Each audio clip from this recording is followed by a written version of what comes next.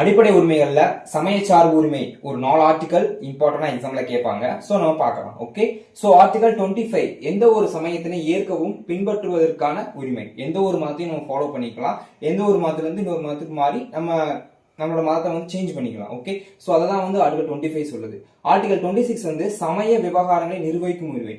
இங்க இந்தியால Muslims, Christians, Hindus கோயில் எந்த ஒரு கோயிலுமே வந்து நம்ம நிர்வகிச்சு வழிபாடு பண்ணலாம். அததான் வந்து ஆர்டிகல் 26 சொல்லுது. ஓகே, 27 வந்து எந்த ஒரு மதத்தையும் பரப்புவதற்காக வரி செலுத்துவதற்கு எதிரான உரிமை. இப்போ ஒரு நீங்க டாக்ஸ் கட்டினாதான் நீங்க அந்த மதத்தை வந்து ஒரு கோயிலே வந்து கட்ட முடியும் அப்படின்லாம் கிடையாது. நீங்க எந்த ஒரு கோயிலையும் கட்டிக்கலாம். டாக்ஸ் கவர்மெண்ட் கட்டணும்ன்ற அவசியம் கிடையாது.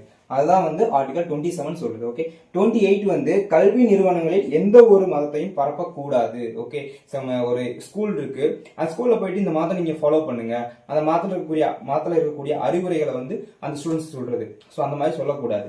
அதை சொல்றதுக்கான ஆர்டிகல் வந்து 28 வந்து சொல்லுது. ஓகே, ஸோ ஆர்டிகல் 29 உங்களுக்கு தெரிஞ்சு அப்படின்னா கமெண்ட்ல சொல்லுங்க. ஓகே.